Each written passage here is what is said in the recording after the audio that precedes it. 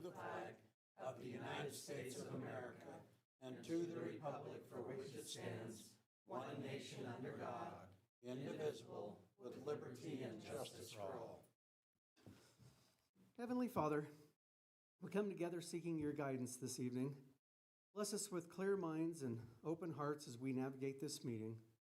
And Lord, guide our decisions as they reflect not just the will of the people, but your unending love and justice. May our actions bear fruit that nourishes your creation and brings us closer to your divine will. We also lift in prayer our first responders, our military, and their families. Grant them safety, strength, and resilience as they serve and protect us. We thank you for bringing us together tonight, Lord. In your name we pray. Amen. Amen.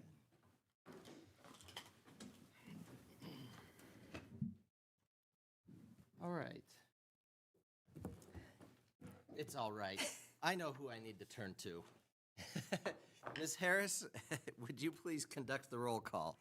Yes, Your Honor. Councilman Dean Paranto. Here. Councilwoman Lindsay Cox. Here. Councilman Mike Bailey. Absent. Councilwoman Carla Borders. Councilman Kyle Larson. Here. Councilwoman Christy Salisbury. Here. And Mayor Tim Hancock. I am present. I would entertain a motion to excuse Councilman Bailey as well as Councilwoman Borders from tonight's meeting. Move. Second. Motion by Councilman Paranto, second by Councilwoman Salisbury. Discussion, amendments. I will say they both gave us a heads up beforehand.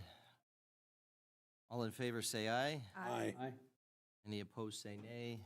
I vote aye. Motion passes. I declare we have a quorum. I'd entertain a motion for the approval of the agenda as presented. So moved. Second. Councilman Larson with the motion, Councilwoman Cox with the second. Discussion, amendments, additions? Comfortable with it? Do we want to add something just for fun? No? We're good? All in favor say aye. Aye. I vote aye. Any opposed say nay. Motion passes. We'll start with the fiscal year 2025 budget presentation and discussion. City Administrator's report, please.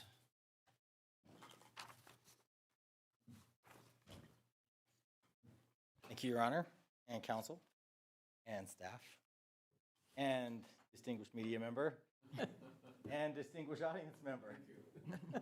We've got a great crowd tonight. It is my pleasure to stand before you and present the proposed fiscal year 25 budget. Obviously, in the time that we have tonight, we can't go through every line item or discuss all the work that was put into preparing this budget. That being said, we as staff are available to you to answer questions. Pursuant to statute, we are required to propose a budget to you by the middle of this month. You then have an opportunity as the governing body to review that proposed budget, work with staff, so that by no earlier than the first Tuesday of June and no later than the third Tuesday of June, you can have a public hearing, and then within 24 hours after that public hearing, you can adopt a budget. How's that for being technical? The whole point is we've proposed this budget, you've received the budget workbook, and we are available to answer questions and go through any details as you see fit so that we follow what the wish of the governing body is. Before I get started, I do want to highlight the staff that have worked on this. Tonight is the culmination of over 3 months of work, not just from your senior staff team, but from their respective teams. This process starts early into the year and goes long into the spring as we work through our capital needs, our operating needs, and then also work through the realities of our fiscal position and what we can use with the sacred public tax dollars and revenues that are generated. So that was a long way of saying you've got an amazing team. I've got an amazing team, and I want to say thank you to each of them for their work, because this budget was not easy, and it took a lot of hours and a lot of effort and a lot of work, and I appreciate them very much. So I think we talked about this last year. I have not attended a budget presentation that did not start with a quote. So tradition has to continue. I stole one from last year because, gosh darn, it's the best one I can find. But I think this is a guiding quote as far as don't tell me where your priorities are, show me where you spend your money, and I'll tell you where they are. That's what we're doing tonight. We are setting our priorities and we're putting money where our mouth is, so to speak. This is a new one, and I like this one. This is by Roy Disney, and it says, decisions I'm sorry. Decision making is easy when your values are clear. Or you have a lot of money. Or you have a lot of money. It's true. But my team sometimes hears me say this more often than not. But when the going gets tough and when we have to prioritize, we're forced to make decisions. That's why we have jobs. That's why you run for office. And ultimately, we have to make decisions. And I hate to oversimplify the process, but Napoleon Bonaparte said, nothing is more difficult and therefore more precious than to be able to decide. And that's what we had to do this fiscal year. We had to make some decisions. Along those lines, and to follow Mr. Disney's counsel, we really utilized the goals that you set last February as a guiding document when we prepared this budget. Whether it was consciously or subconsciously, this was at the forefront of our minds as we moved forward. It's a little difficult to see, but you'll notice the 6 goals that you have listed on the right. I want to point out that 5 of those are very explicitly covered by this budget. The last one is implicitly covered because it's more operating, and that's communication and transparency. That's something that you just don't necessarily build into a capital project, but it's something that we prioritize through the entire fiscal year. For your goal of infrastructure and facilities, specifically, as you set a goal to ascertain priorities, plan for improvements, and seek funding opportunities, this budget proposes capital improvements to the tune of $18.7 million. That's pretty amazing to me. What's more amazing is $12.1 million in grants support that request. Wow. And that is the work of your dedicated team. We understand the fiscal position that we're in, and we also know how important it is that we put our hat in the ring as far as a city and receive assistance from any granting agency to provide the services our community needs. I love that number, 18.7 and 12.1 covered by grants. When it comes to community and economic development, you have a goal specifically to collaborate with local and regional stakeholders on a multi-sport facility in Riverton and a shooting sports complex in Fremont County. This budget includes $50,000 dedicated to a feasibility study around that multi-sports complex. $10,000 of that 50 is a grant, and a lot of that credit goes to Miss Mia Harris for applying for that grant, and we're still waiting for news on that, but $50,000 has been prioritized to accomplish that goal. When it comes to city operations and the budget, you as a council set a goal to complete a salary survey to promote employee retention and recruitment. Your cost center includes enough money to do a third-party human resource staffing and compensation study. There's $50,000 in your line item or in your cost center for that.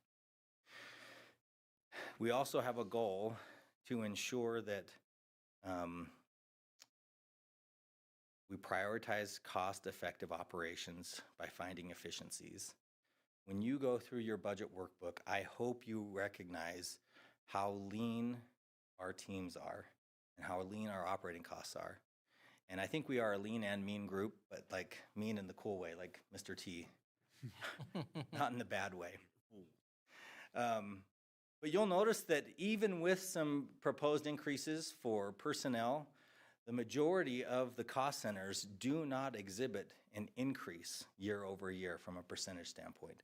That is because we are continually making cuts.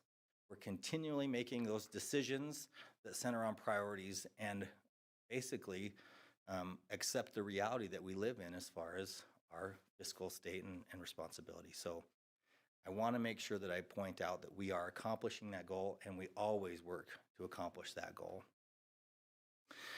When it comes to beautification and image, You have a goal to promote the use of trails, green space, and parks through improvements. Well, there's $1.88 million proposed in this budget for our city park improvements. And a lot of credit for this goes to Mr. Eggleston for applying for a grant to improve the southwest corner of City Park with pickleball courts, with other improvements, and with restroom accommodations. We are still waiting to hear on the result of that grant, but we've built that in the budget and we do want to prioritize that. Your last goal, prioritize safety and law enforcement. Part of that goal was to seek technology and equipment to improve law enforcement operations. We basically put in every single capital request from the police department this year. If they wanted it, we did everything we could to put it into the budget. That included mobile data terminals, or the MDTs that we've talked about quite a bit. There's $300,000 in vehicle upgrades, taser replacements, e-citation software, other software, and then holding cell improvements. We're doing what we can to support the police department and to support your goal of getting them the technology and the equipment that they need to serve our community. We also have a goal from you to create safe environments throughout the community with additional lighting, surveillance, patrol, and other means. This budget includes surveillance improvements at JC Park. We also have the opportunity to work with you throughout the fiscal year on the use of those community gas grant funds. As you remember, this fiscal year, you prioritized those funds to city park improvements specific to surveillance. You could, this upcoming year, utilize those funds to go towards something similar to what you did this year, maybe go towards additional lighting or another effort to improve the community and the green spaces we all enjoy and the public areas we enjoy. I wanted to start with this, and we haven't ever really started the budget presentation with your goals. But shoot, it's your guiding document, and we better report back to you on how we're trying to accomplish the desires that you set as the governing body. So those are just a few examples, very specific examples, I should say, of how we're proposing to accomplish your goals in the upcoming budget. I've gotten through three or four slides and we're about 10 minutes in. I'm going to move a little bit quicker. And Mayor, if you need me to go quicker, please let me know. You're doing great. I think that the information you've provided thus far is just what we need. For an overview, this budget includes basically $36,913,353 of operational or capital improvements. This is a 5.5% decrease over last fiscal year, which was about $39 million. And you'll notice again, we have our capital improvements in there. We did have a little bit of a decrease in the capital improvements year over year, but part of that is because some of the projects that were proposed this current fiscal year have not been completed and they're rolling into this upcoming fiscal year in fiscal year 25. I do want to point out that we are prioritizing the community with this budget. When people pay their taxes, when people pay their fees, it's so that they receive services and that their community performs the way that they hope. 50.6% of this budget goes towards capital improvements that either help us as staff perform our jobs through equipment or vehicles, or directly to the community for infrastructure improvements, whether that's water or sewer, stormwater, streets, etc. So the money is getting back, I think, to the people. I like these bar graphs. I included them last year in the presentation. This fiscal year is the gray tone. The overall budget, you notice again, is a little bit of a decrease. Our operating budget shows a slight increase, and we'll get a little bit more into that as we get into the presentation. And the capital budget, again, when we look at the 4-year comparison, is still quite large, but it is just a little bit less than what we had proposed last fiscal year. Our overall priorities, if I haven't already mentioned some of our priorities, I also want to mention that our employees, our people that provide the services, are a priority. We cannot serve the city without good employees. And whether that's the employees that respond to calls for emergencies, the employees that respond at 2 a.m. when it's snowing, the employees that handle and take the cash payments our employees that go out and do inspections, our employees that maintain this building and other facilities, that treat the water, that produce the water, that maintain the airfield. We have great employees that provide the service. That's why we choose the professions that we do. We want to serve our community. And I think as an organization, we need to do what we can do to take care of those employees. As stated last year, inflation continues to be a challenge, not only for an operating standpoint of purchasing items, fuel, or capital construction or equipment, but it also has an impact on our employees. The Wyoming Cost of Living Index indicates a 3.8 increase from last year. What this budget proposes is a 2% cost of living adjustment. What that does is it takes our current pay scale and adjusts it up 2%. That is for our non-exempt employees. Because of the fiscal position that we are in, your senior staff team opted to take a smaller cost of living increase. In fact, and I don't mean to tear up on this, but dang, they're a good team. I had to convince them to take the 1%. They would have taken no cost of living increase, and that's because they care about the city. They understand the importance of serving the community, but I'm sorry, they work too hard and they put in too many hours to not do a cost of living. So while it's still not the 2% proposed for the whole team, your senior staff team is taking a smaller cost of living index. This budget also includes merit increases. On average, as people advance through our pay scale, which is a 10-step scale, the increase from step to step is 2.5%. Now again, that is an average.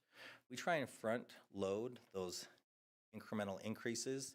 So between the first few steps of our pay scale, an employee will realize anywhere from 4 to 3% step over step gain.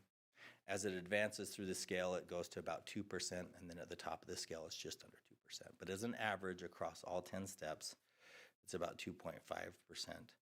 So if we use that average and the 2% cost of living index, we're shooting to provide about 4.5% increase to our employees that are eligible for merit increases. And again, those that aren't currently maxed out on the 10-step scale and currently earning the maximum potential for their position. We did receive an increase from WebT, or the Wyoming Educators Benefit Trust. That was a 4% increase for our health insurance and a 2% rate increase for our dental insurance. It's important to note that our other priorities is to maintain a healthy cash position and to protect the city from unknown expenses or unknown emergencies. Therefore, we maintain and continue to maintain an 18.5% reserve, and that's from the projections of the fiscal year. We put that aside and we don't touch that money without your involvement, and that's across all funds. While we're talking about priorities, I mentioned that this budget year was a challenging year. We have a balanced budget, and we have a budget that's going to do many good things for the Riverton community. But it's important to note that this budget also includes transfers of cash to maintain operations and also the capital proposals. In the general fund alone, there's a $1.5 million transfer of unassigned cash to ensure that we balance this budget. $819,000 needs to support operations. $758,000 support capital improvements. I want to make a point that the services we're providing our community from an expense standpoint outpace the revenues that are generated in this community. While we have a positive cash position today and we're able to transfer funds to support operations, we need to realize that over time, that will not be a sustainable model. Therefore, as city administrator and as staff, we are committed to ensure that over the next, I would say 3 to 5 years, we right size, and I hate that term, but I'm going to use it, our general fund operating accounts to ensure that our operating expenses match the revenue that's gained in the general fund. As a reminder, that's primarily through sales tax. It's also through our franchise agreements, through property tax. And by the way, I gave franchise agreements the second priority there because they generate more than property taxes in the city of Riverton. There's a bit of a misunderstanding that property tax generates a lot of money for our operations, and by percentage, it doesn't. Sales tax is our largest revenue generator in the general fund. We also receive direct distribution monies from the state of Wyoming. And while I mentioned there was that transfer of cash for operations, what we ended up doing was utilizing a larger portion of the direct distribution monies for operations than what we typically do. And so when you look at your budget, you'll see that $1.5 million transfer, but as we look at how we're transferring monies, we would like to use more direct distribution funds from the state to support ongoing operations, and then the one-time monies, transfer of cash, to support capital. When we look at the water fund, there's a $39,000 need to transfer cash, and that's to support capital improvements. When we look at the sanitation fund, there's a $280,000 need to transfer from cash to support capital improvements. And this year in the wastewater fund, there's no need to transfer cash to cover either capital or operating costs.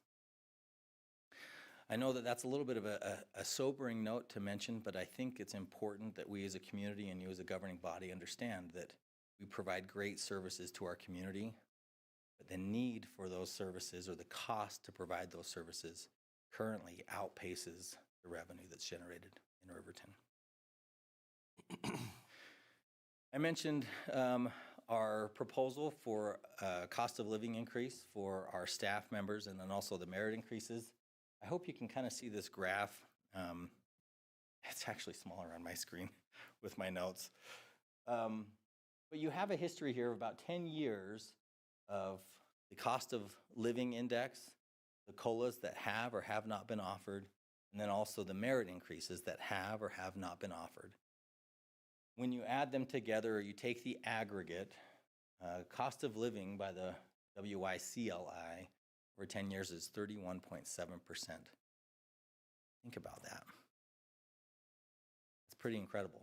And obviously the largest increases were realized within the last 4 years.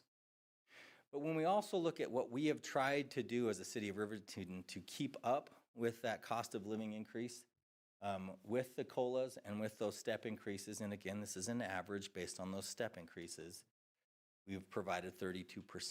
So we've tried to keep up.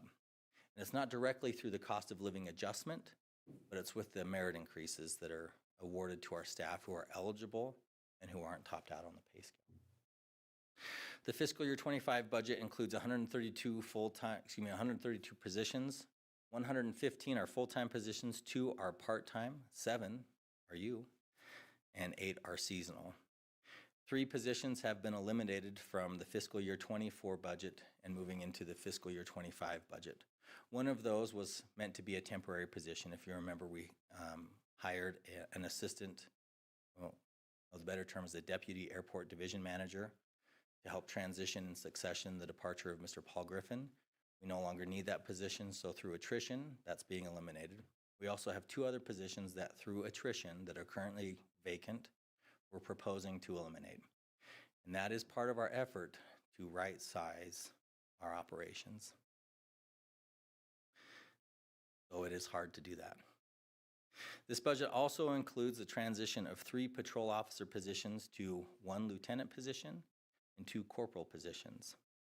3 of the currently vacant patrol officer positions were budgeted at 75% of the fiscal year, and that's to accurately account for the time necessary to recruit and fill those positions, which we will do everything we can to fill those positions. We're actively engaged in trying to ensure that our police department has the staff that it needs. So we will continue to work on that.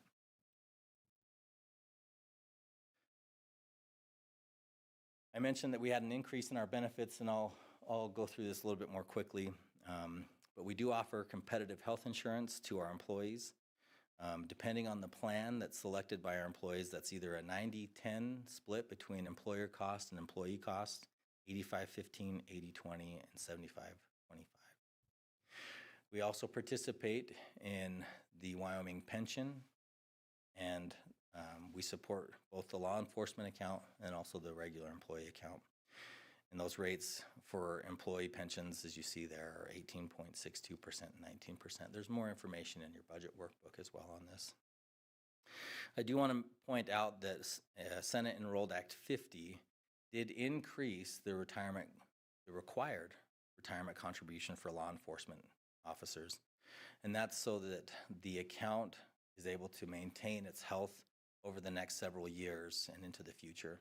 The state's actuaries proposed that and the legislature approved it, and we are responding.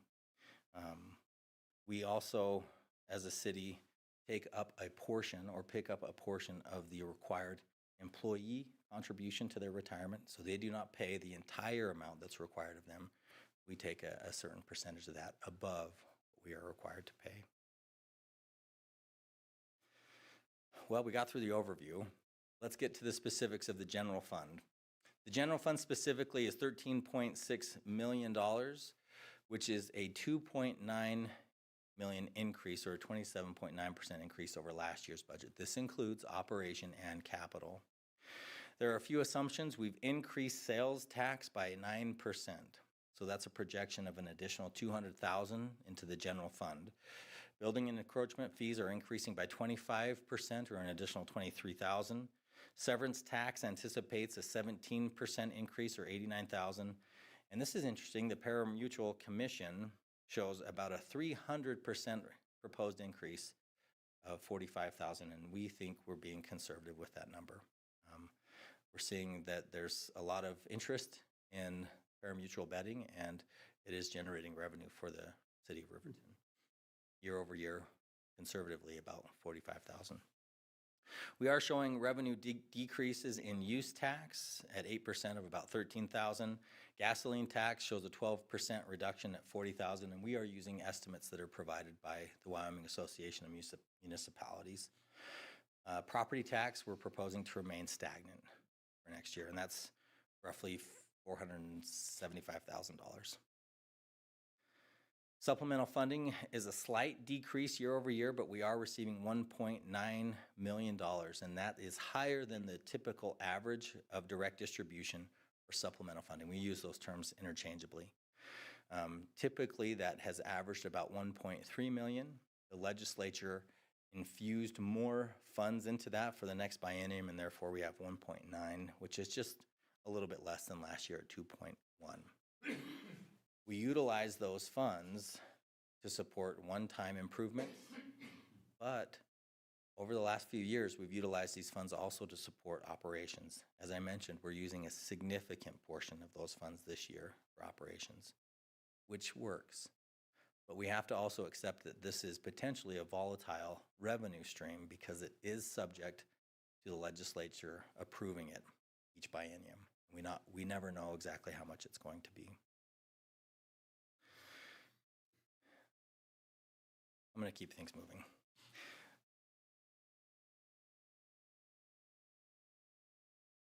Actually, I want to say this.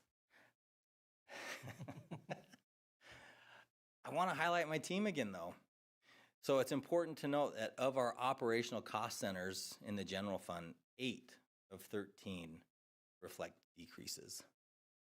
So even with those proposed adjustments for personnel, we are doing everything we can to live within our means and, again, be lean and mean. This shows those operational cost centers, and you can see our largest increase goes to our emergency services, police, fire, victim witness. Last year's budget was $3.78 million. This year's budget is $4.35 million. That's where the majority of our increase is going in the general fund this year, is to our police department. Mayor and council, I'm sorry, but you have the second highest increase, but I want to explain why that is. That's because of the opioid settlement funds that we're budgeting in your cost center, and then again for that human resources study that I had mentioned earlier. I'd like to point out that the police department exhibits the largest year-over-year expense, as I mentioned. And this is about 15% from what it was last year, or as you can see there as it's listed. The largest reason behind this increase is part of the compensation changes that you approved last fall, or shortly after adopting the fiscal year 24 budget. And I want to make it known that that was an unusual step that you took, and I think it showed the priority that you were putting towards emergency services. It's very rare for a council to open up a budget again within, a month and a half of it being adopted, and after already proposing a 5% increase for employees. But you saw a need in the community. I think you were being responsive and proposed wage increases for your police department. We've gone through percentages in the past as it relates to those increases, but I think it's a little bit more impactful to show the dollar amount year-over-year increases. When we look at our patrol officers who advanced from what was the patrol officer grade to what is now a patrol officer 1 grade, there was a little over $4,000 year-over-year increase to their salaries, and that is not including overtime. For those that advanced from patrol officer to patrol officer 2, on average, there was about $7,500 year-over-year salary increase for those employees. For those that went to patrol officer 3, and there were 5 employees that did that. That increase ranged from $9,484 to $10,046 year-over-year impact to their salaries. I wish we could have done more, but I think that's a pretty impressive increase to support our law enforcement officers. And I'm sure there are several employers within the city of Riverton that would have loved to offer a $10,000 raise to some of their employees. I think you tried to do what you could do. When we go to our detectives, there was about a $4,000 year-over-year increase. Our sergeants, that ranged from $8,200 increase to $10,254 increase. For our dispatchers, that ranged from $5,100 to as high as $7,819. Again, that's excluding overtime. But those were the efforts that you made towards your law enforcement team to support them. And again, that is what is, for the most part, reflected in the year-over-year increase, especially for the general fund. When we look at the salaries and wages line item alone from fiscal year 24 to 25, there's a $313,171 increase, salaries and wages alone. And we're not including health insurance, benefits, overtime, or other items.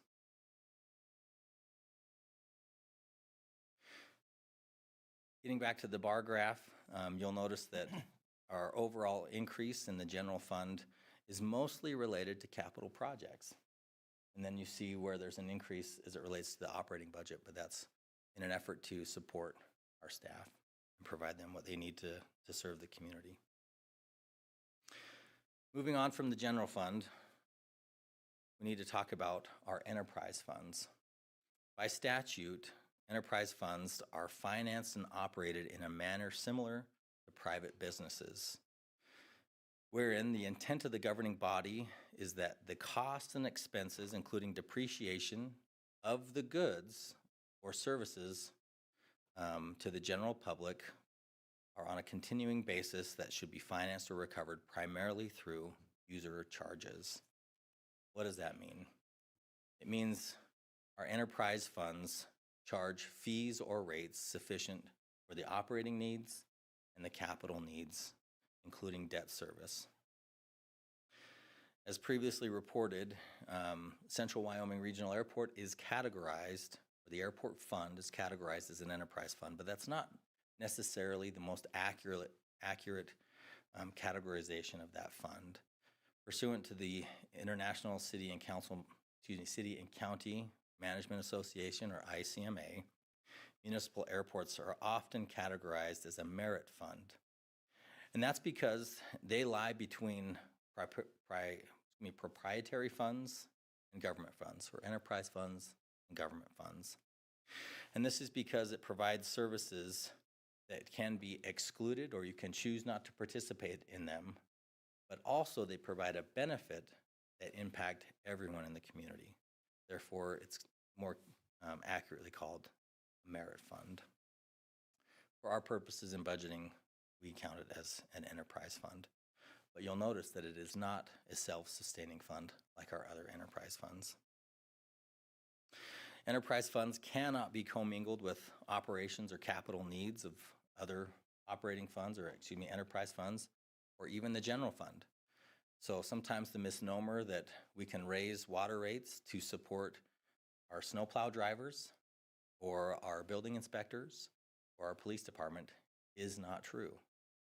The funds that are raised in the enterprise fund have to stay within the enterprise fund unless they are loaned from the enterprise fund to the general fund, and they have to be paid back with interest.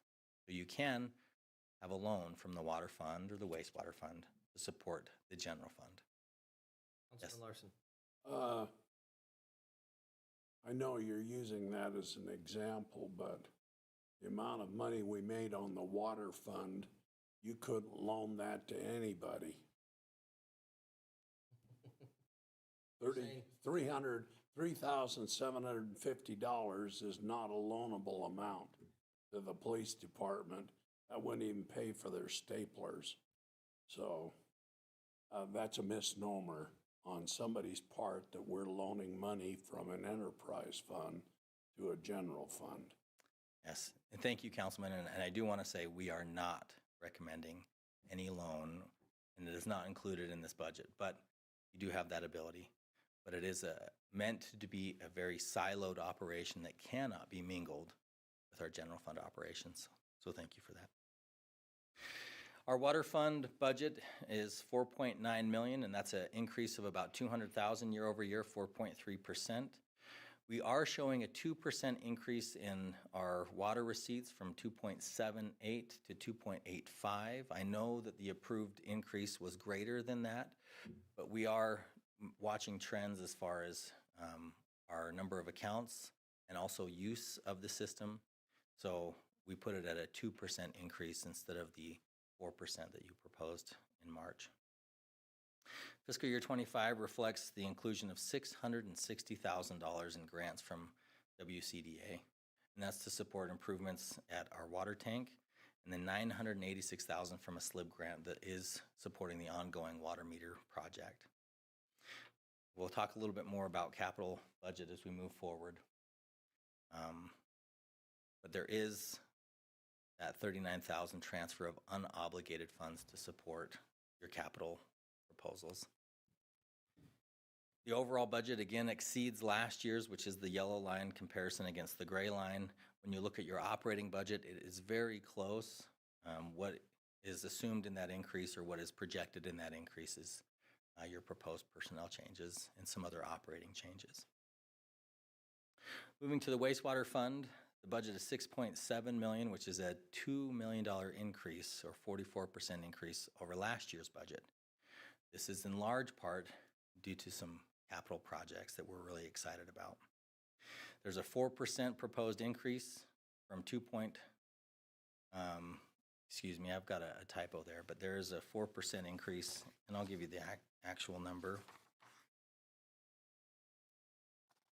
When we look at the wastewater receipts, I have those inverted to where it's from 2.4 million to 2.5 million, and that is a 4% increase in those receipts. It's projected that the operating fund or the operations within the wastewater fund will generate a fund balance of $273,577. $167,995 of that balance will be used to help balance our proposed capital projects. The rest will be put into our fund balance or our cash balance that can support future improvements. So we're putting into the savings. And there again is the year-over-year changes for the last 4 years. And with those capital projects, you can see a pretty big increase, and we'll get into those a little bit later. For the sanitation fund, the budget is $2.79 million, which is a decrease of a little over $1 million or 28% from last year's budget. And this is due to a smaller capital improvement budget that we have. The sanitation receipts reflect an anticipated 5% increase from 2.24 to 2.4 million. There's a $280,000 transfer of cash, as I've already mentioned, to support the capital budget that's proposed. I don't know, I like those bar graphs. I digest them a little easier. But there is your bar graph again.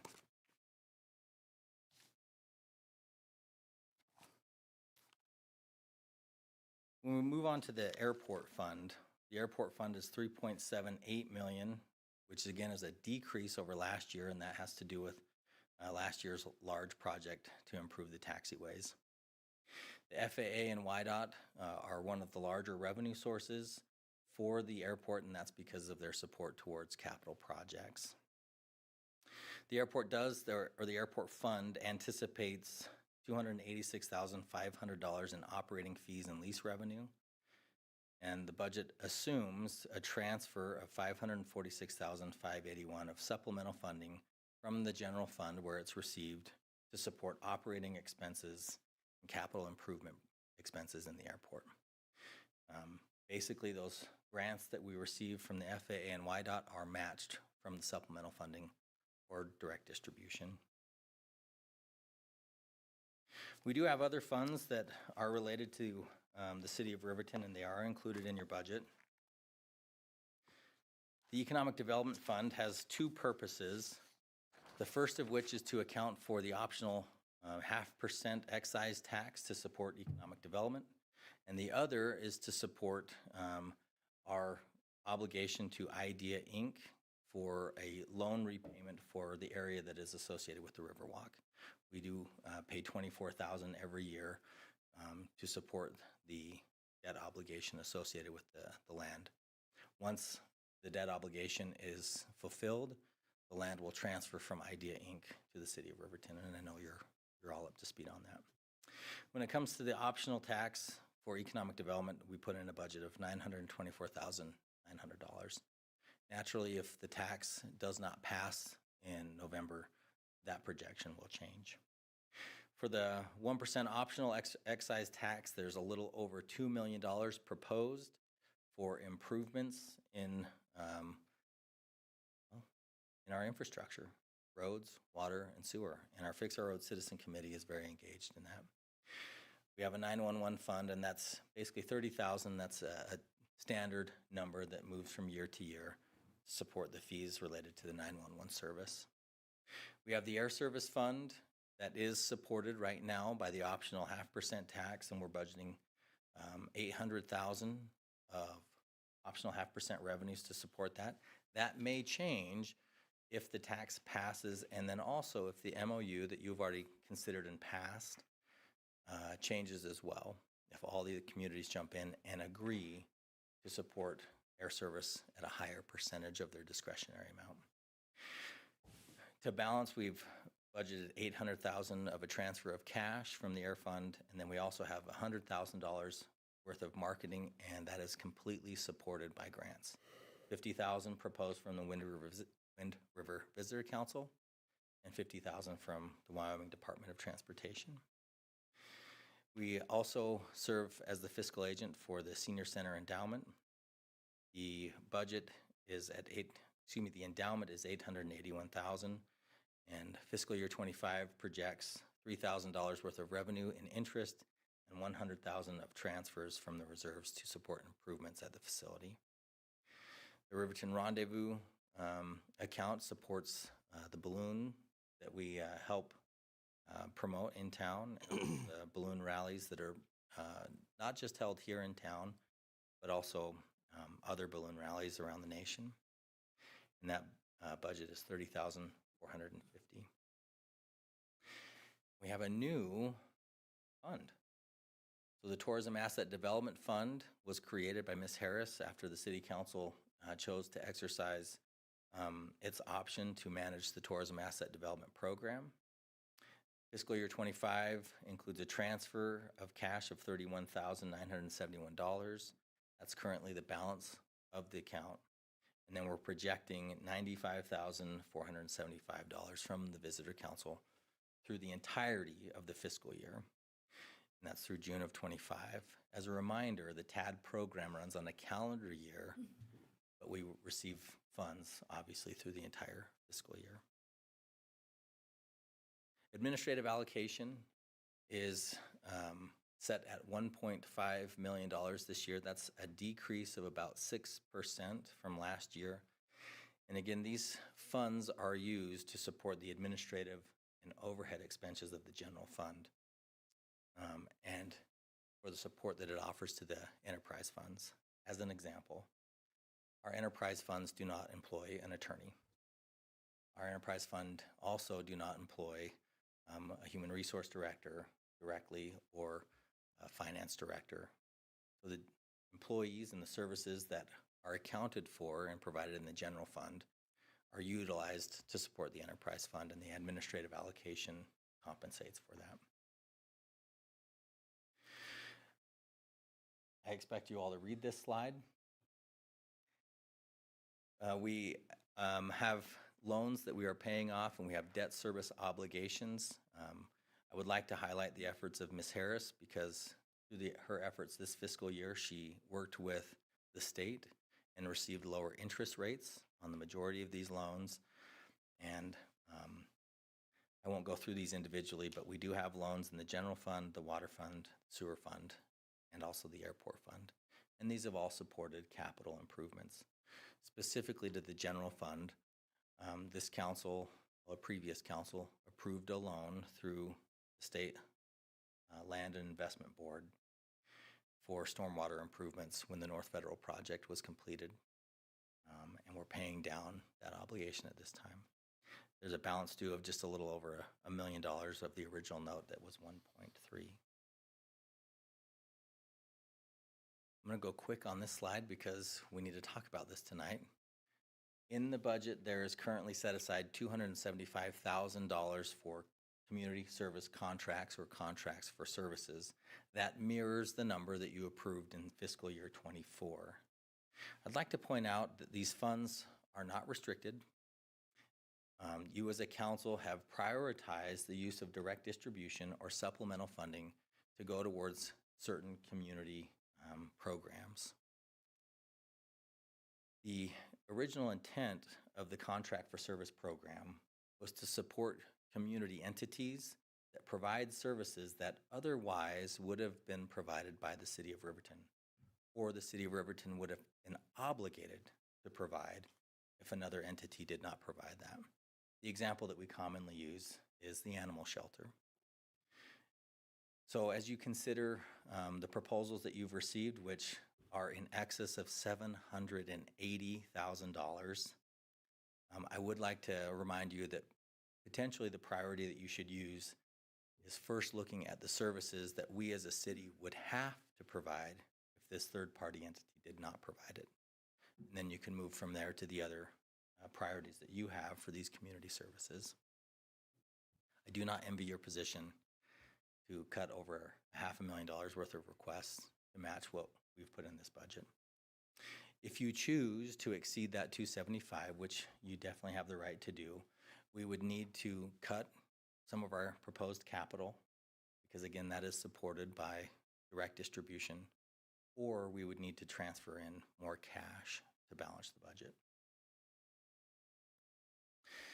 Okay, Council, I really appreciate your attendance and your work through this, and I appreciate those in the audience and at home that are watching this. I'd like to finish this presentation by talking about our capital improvements, and please feel free to ask questions as we work through this.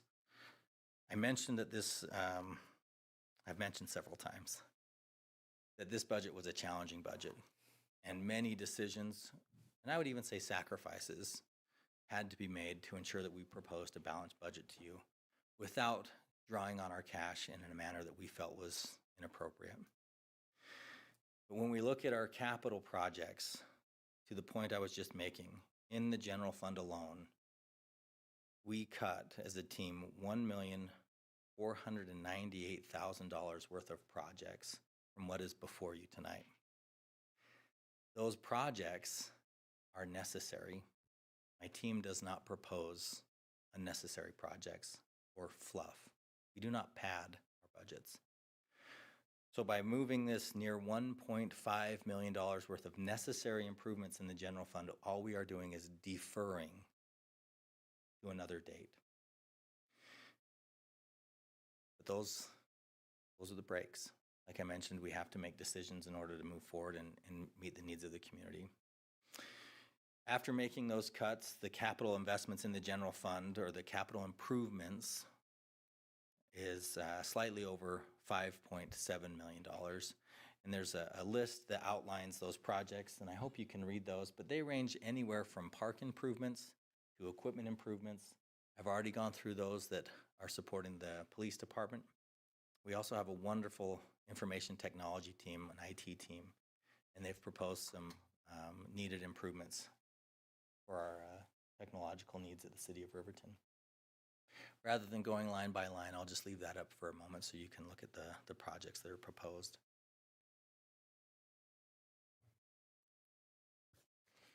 And again, the majority of these are supported by grants.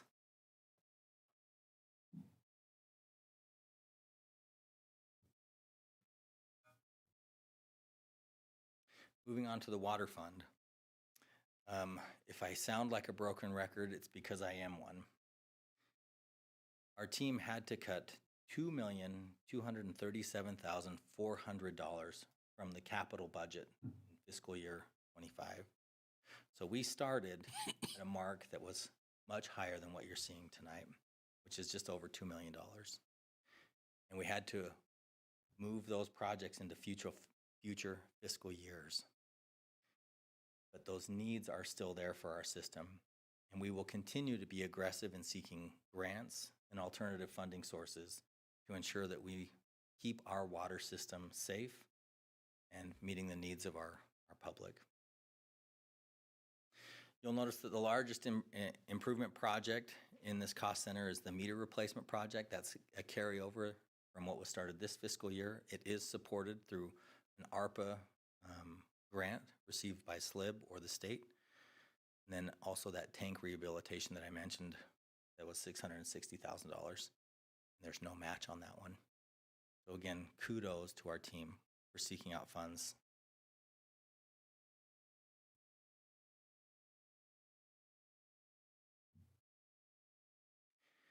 The last paragraph on the left side is an important one that I didn't mention prior. But our water fund in operations projects a fund balance of $94,000. So we made $94,000 in the water fund, but we're immediately using that money to support the capital need. Now, the picture I want to paint for you is if we have just in this year deferred projects of $2.23 million, and we're making $94,000 in that fund, we will not be able to generate enough money year over year to put in savings to cover our obligations. We have to be smart. We have to be engaged in our grants. And again, as a team, we will do everything we can to be lean and mean so that we can meet the needs of the community. In the wastewater fund, there's $4.38 million, which is an 86% increase over last year of $2 million. I'm really proud of this one as well from WCDA, $2.6 million grant that's going to go towards rehabilitation projects at the wastewater plant. That's our UV disinfectant process, our clarifier process, and some other improvements. Unmatched $2.6 million. How about that? There's also the water meter grant that's in there as well, in that project that will be completed this upcoming fiscal year. The wastewater fund is more healthy than the water fund in that it generated a fund balance from its operation of $273,577, and we were able to again return $105,000 into a savings account to prepare for future needs. Because guess what? We had to make cuts in the wastewater fund as well. $1.2 $1,206,800 were cut. Projects were cut from what is proposed before you and in that list there. And again, the need for those projects doesn't go away because we cut it. It just defers it to another year and kicks the can down the road. But we are doing everything we can to take care of what's in front of us. When we look at the sanitation fund, the capital improvements are $483,376, and that is a decrease year over year of $947,000. There is a transfer of cash of $280,000 to support, in large part, the purchase of a new garbage truck. You'll notice that we have nothing in this year's budget as it relates to the landfill remediation project that we have continued to budget and prepare for over several fiscal years. Mr. Eggleston and his team is currently working with the DEQ, and because we don't have a clear path forward right now as far as the phytoremediation proposal and the approval of the DEQ, we have not put it into this budget. We do need to pay attention as it relates to capital needs of the sanitation fund when it comes to the proposed change from the Fremont County Solid Waste Disposal District. Currently, we are able to deposit our municipal waste at the transfer station or the Baylor station on Smith Road. It is proposed in years future that we will no longer be able to do that, and we will have to direct haul our municipal waste to the Sanddraw landfill. Doing so adds time to our operations, but it also adds wear and tear on our equipment.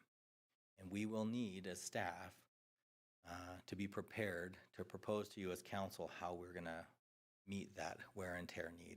If it's buying more trucks, maintaining our trucks more frequently, and changing our current replacement schedule. We have not included that in this budget. We still have work to do on that, but I want to make sure that you're aware that those changes proposed by the disposal district will have an impact not just on our operations, but also on our future capital obligations as well. We've already talked a little bit about the airport fund and the capital that's being proposed for that fund. The largest project is a rehabilitation of the North GA apron, the finalization of the airport master plan that is currently underway, and then some other projects that you'll notice on that list. Again, these are largely supported by the FAA and also by the state of Wyoming.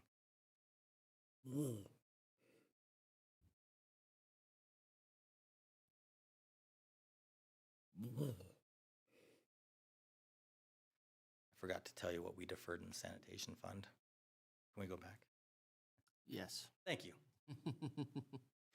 We deferred $407,000 in the sanitation fund, and that was essentially a street sweeper and some other items.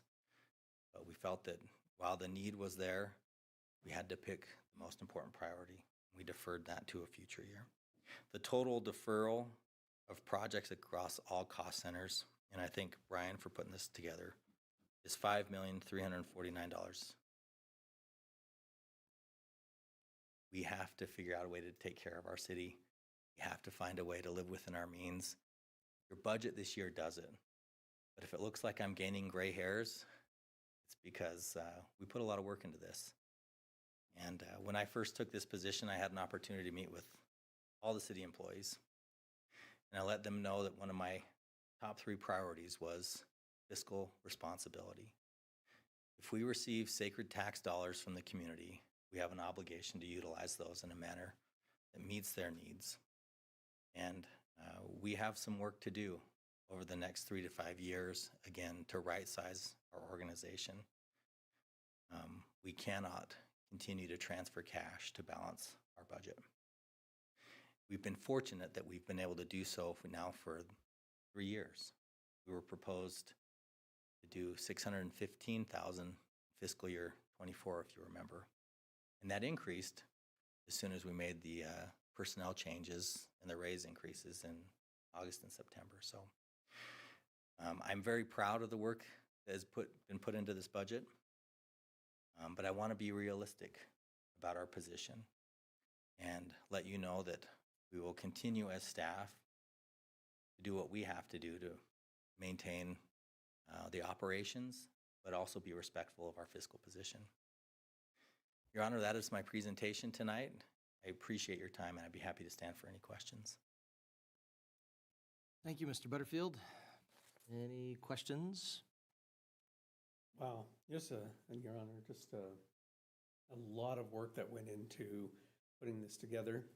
I was only able to attend a little bit of it, but I get what you mean. It creates gray hair. And one of the notes I kept was, you mentioned that we made some money and some funds, but in actuality, we didn't. Because the amount of money that was made, if you will, doesn't account for the money that needs to be sent to maintain the equipment or those funds. So in essence, we didn't make any money, we're losing money. I just wanted to make that point because it is important as we raise rates for various funds that we're actually losing money, and deferring maintenance doesn't gain us any. It just means that we're going to have to pay more later to actually do the extra $5 million of work that needs to be done. With that, Your Honor, thank you. Thank you. Any other questions or comments? We're not voting on this tonight. We've got to do that a little bit later.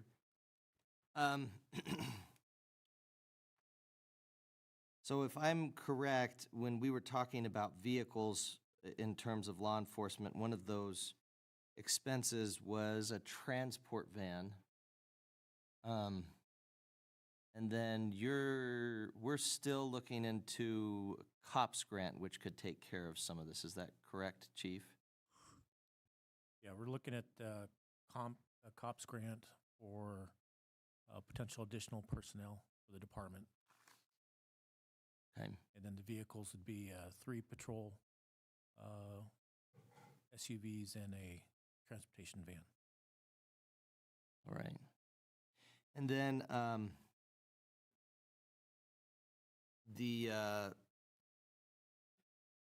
but the COPS grant wouldn't be going towards vehicles. You're looking for that towards salaries. Right. The grant that I'm working on now is exclusively for personnel. Okay. Additional positions. Right. Right.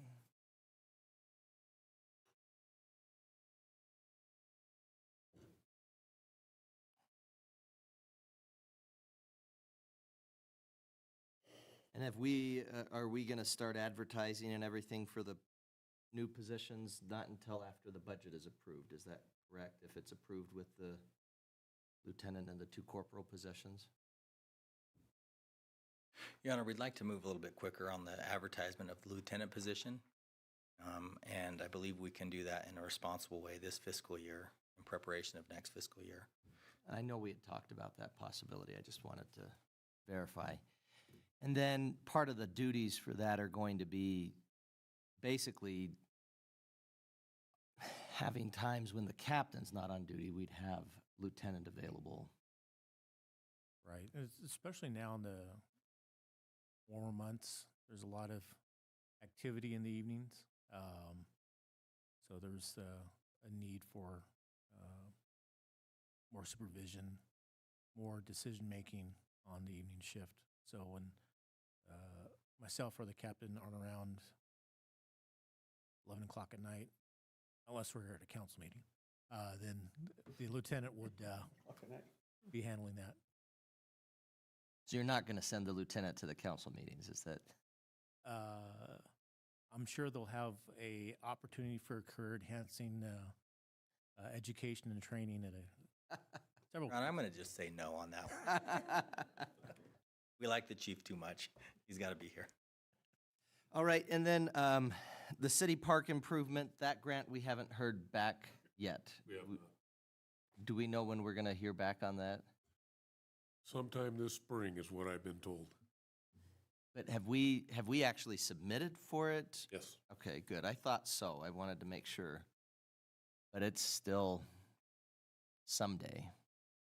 All right. Okay, those were just some questions that I had and wanted to verify on. Thank you very much for seeking so much grant funding. Looking at the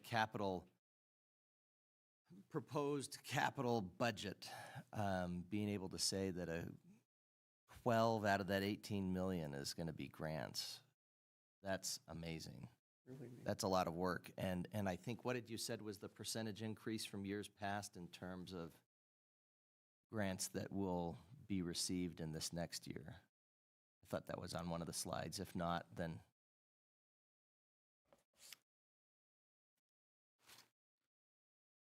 I may have that number here in our budget workbook. I'll make sure to look it up and get it back to you. okay, that's fine. I know that that's not easy. It's one thing to say that a grant is, oh, well, somebody else is paying for it. Well, there's work being put into it in terms of applying for the grant, getting it together, and then there's ongoing reporting requirements, everything like that. And so I really appreciate the hard work that you have all done for that, because I know that's every department's been putting in work towards grants. 14.2. No. And in your honor, if I may, the capital improvements that will improve our community make up 50.6%. And then when we look at the grant percentage, I think that may not be in this presentation, but it may be in your workbook. Yeah, and maybe it was that I saw it in the workbook. I'm sorry. I've been bouncing back and forth, so that might have been where I saw that. Okay. Anything else? Well, look forward to continuing to look at this. And how, I mean, do you envision we're going to have any changes before this is presented to the council? Your Honor, the biggest change will be your work tonight as far as the community service contracts, because we want to put those in individually, but there is time for you to reach out to me and let me know if you have other priorities with what we've proposed or other solutions or suggestions. It would be helpful if we receive those within the next 2 weeks so that we can be prepared for the public hearing, which is scheduled for June 11th. Okay. All right. Thank you. Appreciate it. Thank you. I guess don't get too comfortable, right? You're up next for the contracts for services discussion. Thank you, Your Honor. And I may see if I can stretch the cord to where I'm Sure. sitting, because we'll be doing this live. So Sounds good.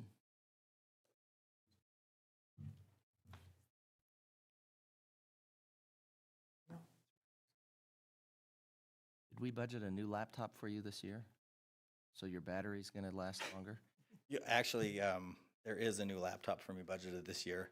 I know. That's only because IT pays really good attention to our needs.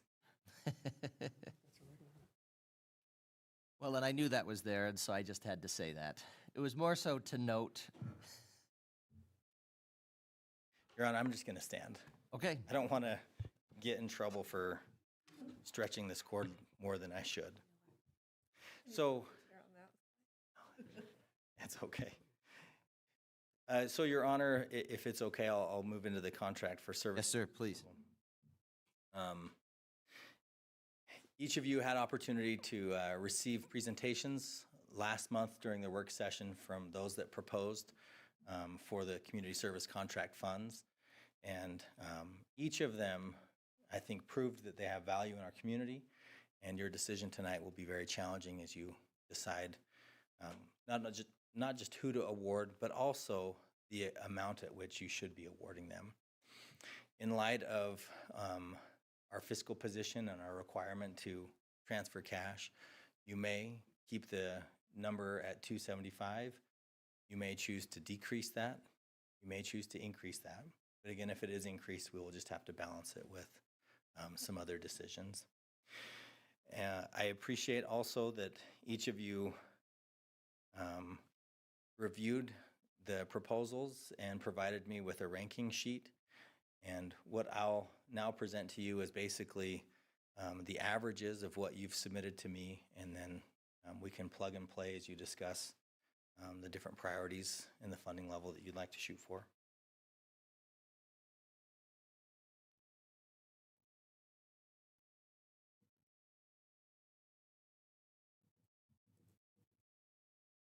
Your Honor, just Yes, a sir. quick question ma'am. to Kyle.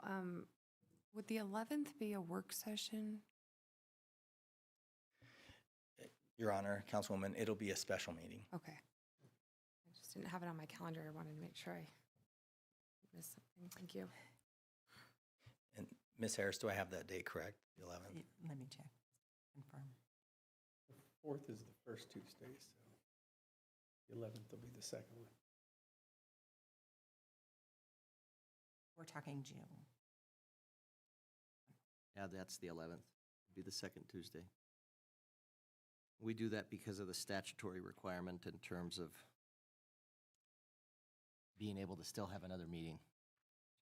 So while that would typically be a work session week, we will advertise it as a public hearing and a special meeting for the budget. We can hold that meeting at 7 o'clock or at a different time, and we can coordinate that to your needs as we move closer to that date. I think starting it a little early is good. I mean, if it works for the council. It tends to be our biggest meeting with a lot of attendance from the public. I say sarcastically because I don't think we usually have anybody show up. Well, tonight's meeting, we had 10 viewers, Oh, good. so. Your Honor, it looks like former Mayor Warpness came in, and I welcome him. Glad to see him here. Good to see you here. 11 Make it. viewers.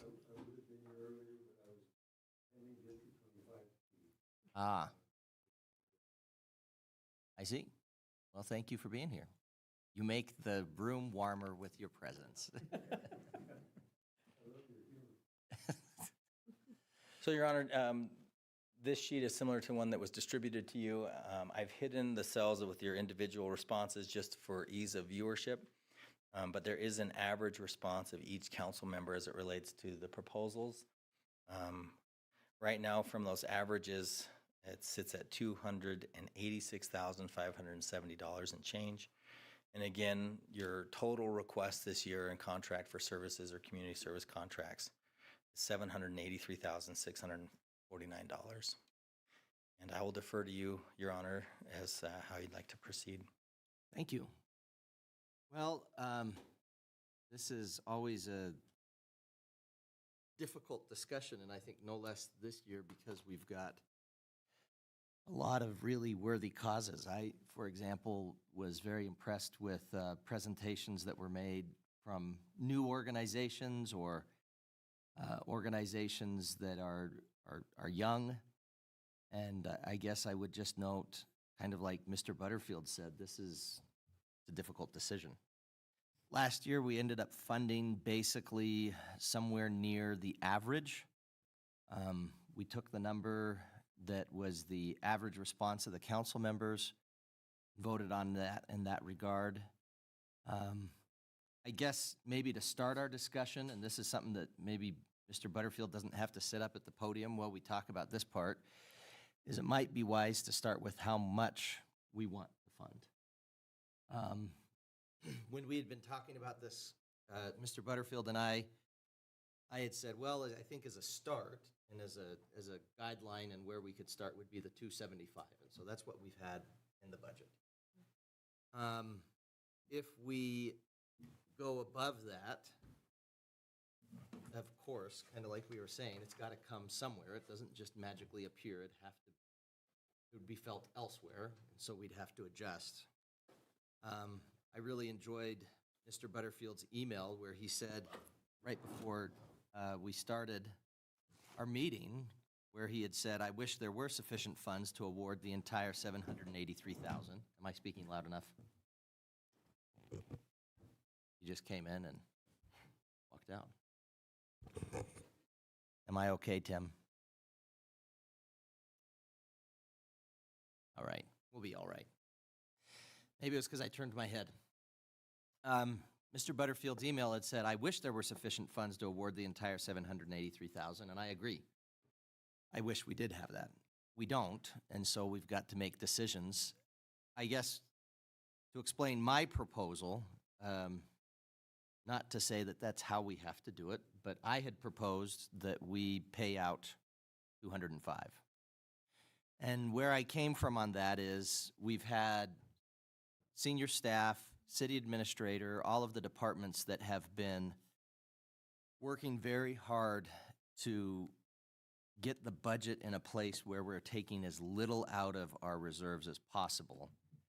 And I feel like it really doesn't make sense for us just to say, we're going to keep plugging along like everything's normal. We are in a position where the budget is very tight. We are in a position where for subsequent years now we've been making sure that we have to get into transfers from cash. And I think to just have the contracts for services remain stagnant, I don't think really makes sense because it doesn't recognize really where the budget is. I also would note that what we did, which was to really make sure that we prioritized and ensured that our police department had sufficient funding, that was a sacrifice. And I think if we just kind of keep going along the way we are, that sacrifice kind of doesn't get recognized other than basically almost like it's play money that we're just going to be able to get into cash reserves whenever we need it. So that's where my thought process was, my thought was, well, if we're going to have the departments look at and really figure out funding just where they need to be funding and not having fluff, I think was the word that Mr. Butterfield used. Not that any of these things are fluff, by no means. I think they're all important programs, projects, organizations that really contribute to the city. But I had to go back and think, okay, what was the purpose of this funding in the first place? Are there other opportunities for funding that these folks can get? And so that's just kind of where my mind was. So I guess as a discussion, what I would start with is where do we want to be with the total? Do we want to have it be 275 or at the average? Councilwoman Salisbury? After listening to some of the budget meetings and listening to the staff and knowing our position and like you reviewing some of the projects, I think there's other funding for some of the sports and rec things. We have a lot of community entities that are trying to serve many of our community members, but I would like to see those organizations come together and make a plan so we're not doing the same, where we are serving more people, but we're not having all the different costs and stuff. So I would be more closer to the 200,000 budget as well. Okay. Well, and I agree. There was some discussion last year about the possibility of a Riverton, what did they call it? Foundation, basically, that would be working and getting funding together for all of the different organizations. And Riverton Community Foundation, that's what it was going to be. Well, I think they're doing great things, but I don't think that's something we can take on and try to do the safety and the police and everything else that we're trying to do. Well, that's kind of where I was at, is where are we at with our mission? And now, mind you, I'm not trying to say that each of these things aren't important to the city. For example, if we were to say we're not going to fund our rec ceases to exist. Right now, that's the way it works. It started as something that was kind of working through CWC, but yeah, Mr. Braun. Is there a way, Your Honor, that we could highlight those services that are kind of more like pause and some of those that Mr. Butterfield mentioned? Obviously, Riverton Little League is funded through some other sources, but I'd like to just kind of highlight where those services that are kind of like how pause will fall, like services that would be otherwise provided by the city. Just so we can kind of see where that stands. I think our rec kind of falls into that, pause falls into that. Firemen. Yeah, the firemen's. So yeah, there are a few. Could you help us by highlighting which ones those might be? Not to make you get up again, but I'm just kind of for reference. Absolutely. So it was mentioned pause. Pause, probably RREC. Riverton Volunteer Fire. Are there?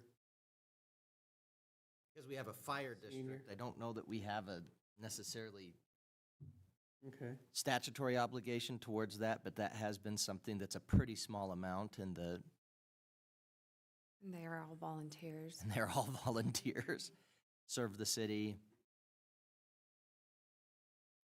But, I mean, I think technically, really, the only one that we really have an obligation to provide the services, if I'm not mistaken, would be PAWS, unless I'm wrong. How about Riverton Chamber? I know we're not statutorily obligated, but they are a pretty important function, or can be an important function to our city. And then also I had another question on the justice services for the youth services. That's something that they've asked for funding. Is the county not providing funding for them? They do. Part of it, and it's kind of like, for example, the county has been funding, or has increased their funding for the Eagles Hope, because the county uses Eagles Hope with their CAST program. And so that's been kind of they're like, okay, if we're going to have so many people that are going through Eagles Hope for CAST, we should help fund Eagles Hope, which I think is great, and it's been a great attitude. It's a similar idea behind the juvenile justice services. Because we're having people that are going through the juvenile justice services, the request is to have us help fund it. In years past, when they've come and given presentations, for example, they've said, this many citations were from Riverton, this many were from Lander, this many were from the county. It might have been, they might have put that in this one too. I'm trying to remember, but that is part of the ask, is that. I do not think, though, that the juvenile justice services are used through the Riverton Municipal Court. And the reason I say that is, even if the juvenile justice services are being used, it's through charges that are going through the state court, and that they do a diversion program. And so there's not necessarily that obligation, in the sense that, okay, if we were having people going through the municipal court, we'd have to be paying for the juvenile justice services to do diversion for them. But with it not being in that kind of situation, I don't know if we're necessarily obligated. Not that I'm saying we shouldn't. Sure. I'm just saying, in terms of, if you're trying to really boil this down to things that either will cease to exist without us funding them, or that we have an obligation to provide if they did cease to get our funding. But can you think of any others in that vein, Mr. Butterfield, other than PAWS and our rec, that basically if we didn't fund them, Our rec, what was that? we'd have an obligation to fund them? Your Honor, I would say of those that we would have to step in and support, the first would be animal shelter, so PAWS. And then I would then go to our recreation, because recreation is typically a service that's provided by a municipality or a special improvement district. So I would put those as your top two that would be required by the city. The others would then fall into your priorities as far as what Riverton needs as a community, and how much the city of Riverton should be supporting them. So, Your Honor, Councilman Larson? so you're suggesting that we remove those that are not directly under our review? Well, and I'm not necessarily... No. That's a yes or no question. That's not a run around the block. That's a yes or no question. No. Okay. Because I also included with my proposal that we would be funding the $3,000 requested by MMIP, partly because they had come to the half cent, and just in terms of the discussion, I think there's a little bit of an expectation there that we would be providing that. And I had also proposed that we provide funding for Eagles Hope, partly because Well, right now, that's the only thing that we have that has anything akin to homeless services or transition. But other than that, I think that was, I didn't even in my proposal, not that I'm saying my proposal is the best, but that was kind of where I was wanting to start with. If I were to say we wanted to really get down to the meat and bones of it, that was kind of where I was at.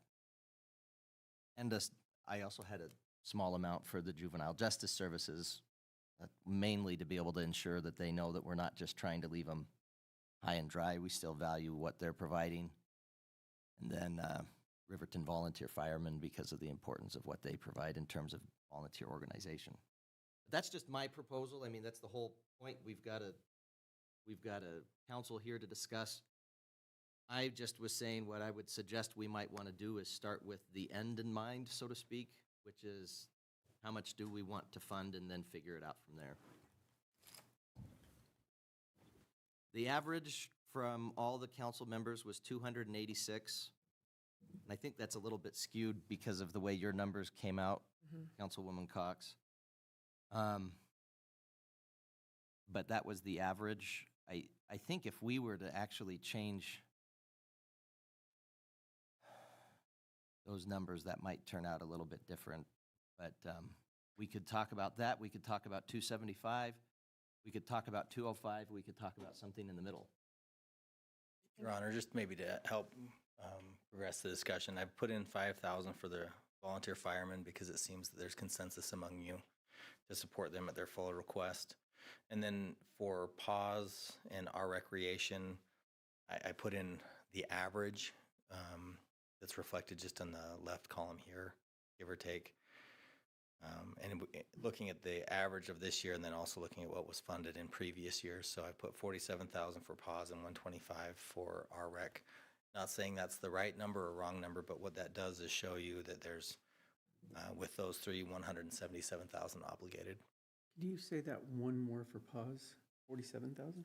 Yes, Your Honor. That's a little small, so I'm doing it here too. I put it at 47,000, and again, that's not right, it's not wrong, but it does match what your average is. In previous years, you've also funded pause in the amount of 45,000.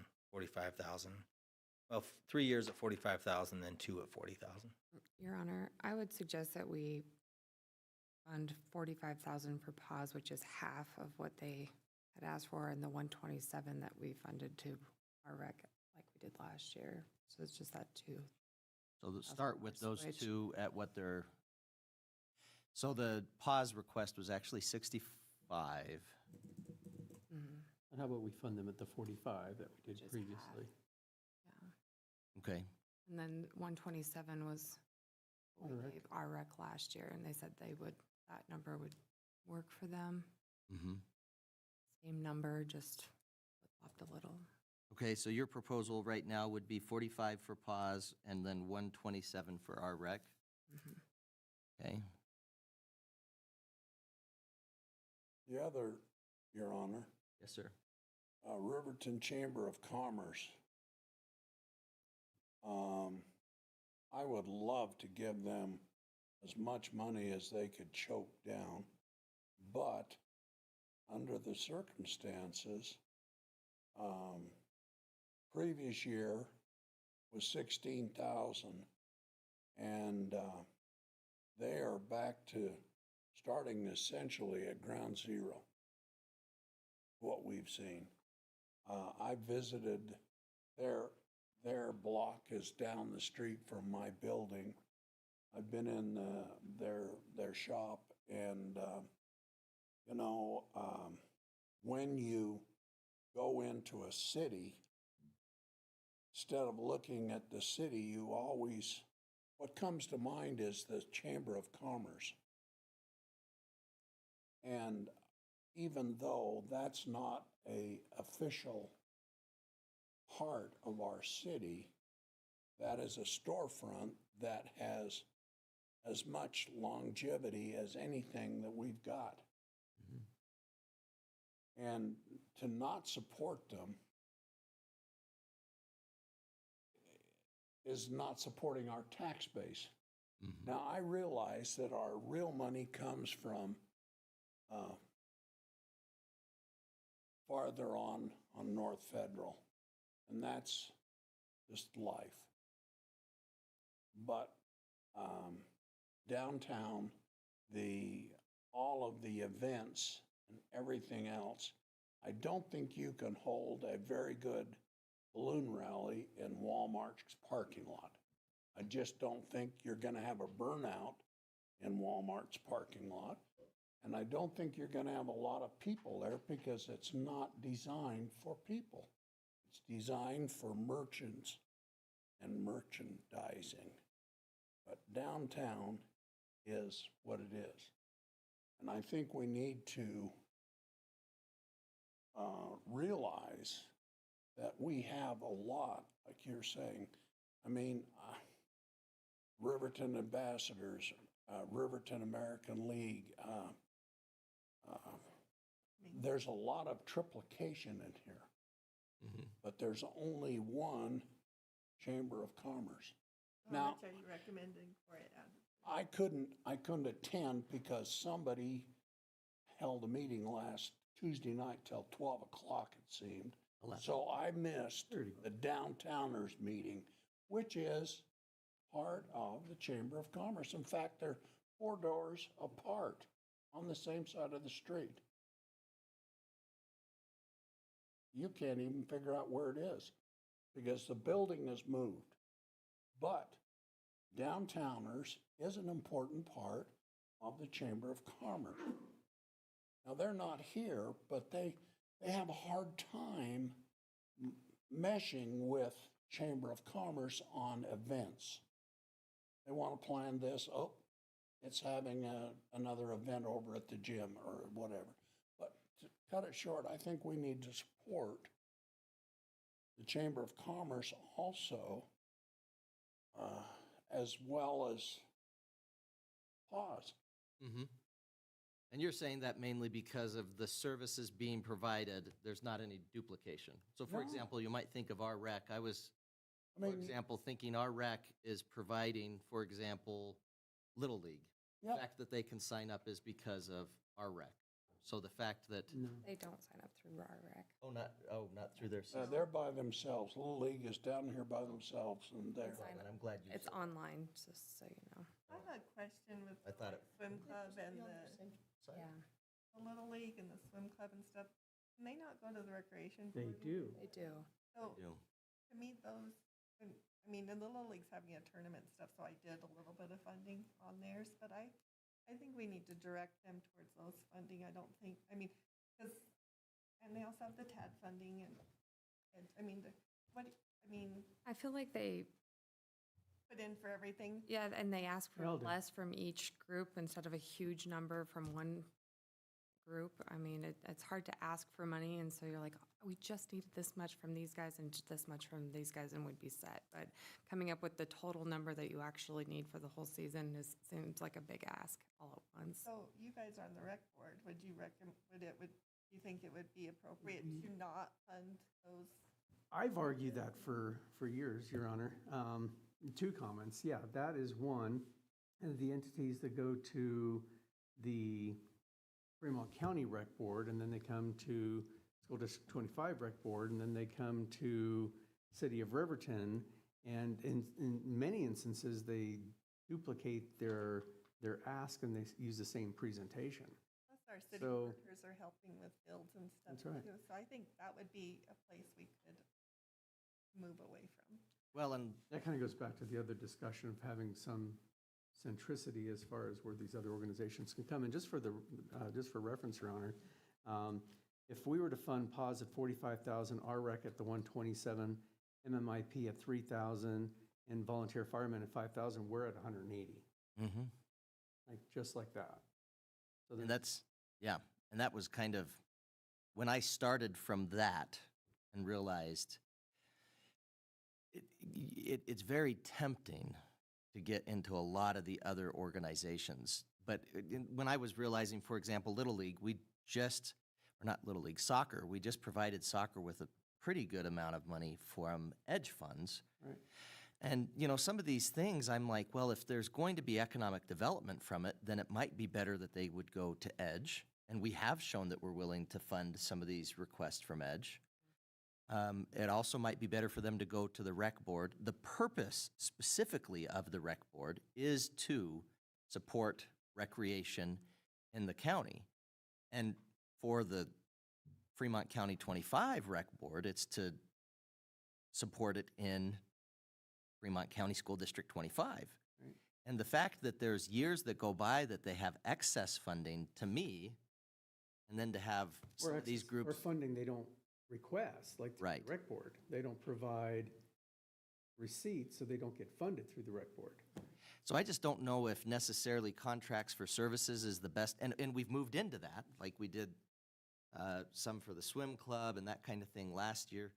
I think it's something that you can kind of get this mission creep, where we start to move into more and more organizations being funded, but really it's going away from what was the original intent of the contracts for services. Your Honor, I also feel like there's an overlap in application times, so you put in for all of them, anticipating that you don't get one of them, and you don't want to miss the next deadline. Sure. So if I put in for the rec board, and then the next one's, then, I mean, the TAD grant, rec board was in January, TAD grant was in February, ours was in March, and so, and they overlap. And you don't So- hear And you back. don't know for sure if you're going to get the funding, so you're covering all your bases because most of these are nonprofit. Right. And so they are asking everyone for the same thing. They are sometimes the same applications, but I think it's just a safety net. I mean, with CDS, luckily we were able to fund them through the Edge so that, you know, she's covering all her bases as well. Well, and I mean, and you could, After TAD and Ed. right. I think that Wyoming Senior Citizens and the Injury Prevention are two that we could, from the 180, give some to both of those. The other thing about the injury prevention is, IPS gets rec board. The Injury Yeah. Prevention did. and they, report but as well. what I liked about what Noel said is that he also gives that back. I mean, he comes up to the Legion field and he sits out there with his pamphlets and then he donates to Legion. When they set the car up at Little League and he does that, he donates to Little League. So he's also giving back to some of those that we might take off of the list here. Mhm. So, and The point is, they're all really good organizations. Just for me, when I was thinking about it, I had to think, what is the mission? What are we wanting to do with these funds? What are we wanting to support? Because if we want to just support things that do good things in the community, then we could approve all 768,000. But this has been a little bit of a moving target in terms of what has been the mission with these funds. And that's what's nice about the rec board. The rec board is very mission-oriented. I was a member of the rec board, and they're like, you can only use the funds for this, and they're very specific, and they have guidelines, and frankly, we've been a little bit loosey-goosey with these, and that's okay. It's discretionary funds, but I guess I would encourage, And as we're thinking about it. I agree. I think we have funded quite a few of these through the rec board already, and I would be okay with taking them off and redirecting them next year. So that's a thought. And I agree, for example, Wyoming Senior Citizens, definitely a worthy cause. And I think it's a worthwhile discussion to say, should we fund that? I guess, and the reason I didn't, just to be frank, was because it was an organization that has its ability to get funds and raise funds on its own. Our rec does not. PAWS does, but. And does. And does. I mean, they're fundraising all the time. I've got a shirt from the Almost Elton John concert. They need to. I mean, their costs are high. Right. I don't think they have extra money laying around. Sure. So, but that was my discussion on it. I guess I would just say we could start with that, or we could take them one at a time and kind of have that discussion, which I think we've kind of moved into that. I was trying to say, hey, let's start with the amount, but if we want to move into each of these, Mr. Butterfield already said it sounds like everybody is in agreement as to funding PAWS, our rec, and the Riverton Volunteer Firefighters. Is that kind of the consensus on those three? I would add MMIP. And MMIP? Well, we pretty much told them we would. That was kind of my impression. when we were talking about it and they said, you know, could we get this money? And we said, how about you do contracts for services? And the good thing about it is that would be a one-time thing for something that she's wanting to purchase, so it's not an ongoing request. And I don't think it would fall under rec board or some of the other funding options. Okay, so where else would we want to go? I like the Riverton volunteer firemen. We've Okay. already got that. We said that. Yep. I like injury prevention. I don't know. I do too. That's where I would, what was our average on that? I can tell you what we funded through Our rec, our rec. not rec, our rec. The rec board. Yes. School District 25.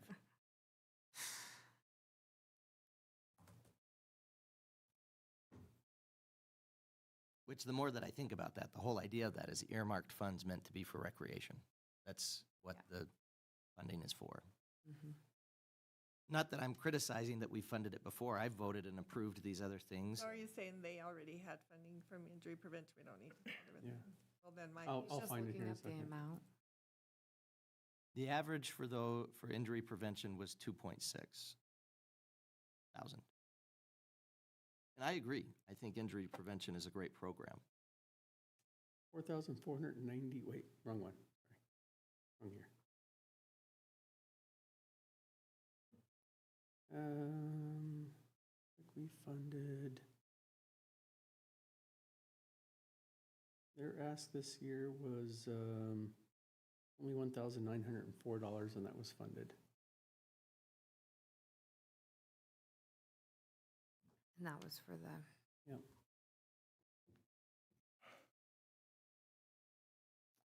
Mr. Butterfield, you're welcome to sit down until we need to have you move them. as soon as we do, we're going like. to. Sorry. I'm okay. I would say 3,000, round up, I would, For injury for prevention. injury prevention. At least to look at it and to see where we're at. Mhm. Okay? The average of all of us was 2464.29, so that would fall in close to the average. That brings us to 183,000 for keeping score. for the Wyoming Senior Citizens Inc., the only reason I'm mentioning it now is I'm now on the statewide board for that, and it is grant funded, the whole program and stuff, and Mm-hmm. none of these programs that we are funding really address any of the seniors, so Good that's, point. that's kind of why I'm proposing both, or some money for that. And their ask was specifically, if I can remember correctly, 12,000. in terms of what it was for. Doorways? or That's what I thought it door? was. It was a door.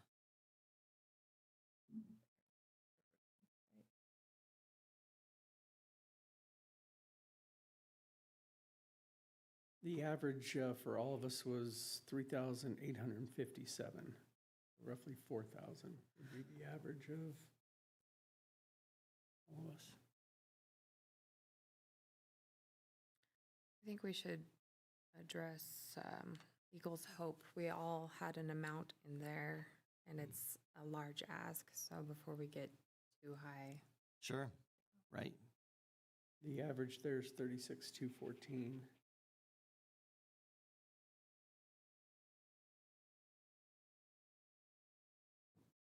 I'd suggest 35,000.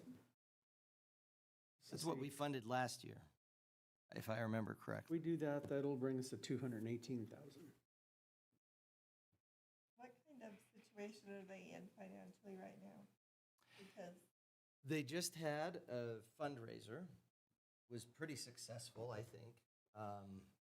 They still do not have funding from CSBG. which is how much? 45,000, something to the tune of that, if I remember correctly. So that's quite a bit that they have to make up. I think they're a pretty lean organization, I would note. I don't think they do a lot of, there's not a lot of extra. But they also are not really able to provide very much in the neighborhood of of a homeless shelter, but they do, however, provide and get people where they need to if they need to get help. That is some of what they do. They have been getting some funding from the county, which is good, but that's been basically to make up for the CSBG change.